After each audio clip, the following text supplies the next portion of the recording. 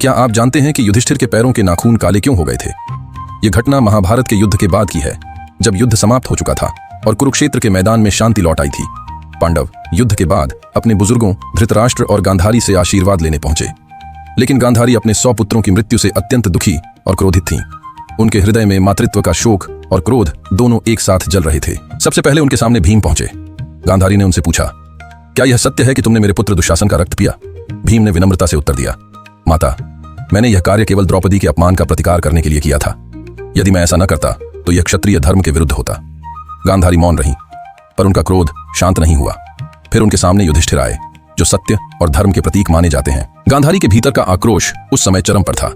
उनकी दिव्य दृष्टि, जो अब तक पट्टी से बंधी थी, अनजाने में पट्टी से होकर युधिष्ठिर के पैरों पर पड़ी। जैसे ही वह दृष्टि उनके पैरों पर गई, युधिष्ठिर के नाखून तुरंत काले पड़ गए। वह मातृशाप का हल्का स्पर्श था, उनके धर्म और निष्कपटता पर मां के दुख का प्रभाव। यह देखकर अर्जुन भयभीत हो गए और तुरंत भगवान श्री कृष्ण के पीछे छिप गए। कुछ क्षणों बाद गांधारी का क्रोध शांत हुआ। उन्होंने पांडवों को गले लगाया और कहा, तुम सबने धर्म के लिए युद्ध किया है, अब आगे से शांति और क्षमा का मार्ग अपनाओ। पांडवों ने उनके चरण स्पर्श किए और उनका आशीर्वाद प्राप्त किया।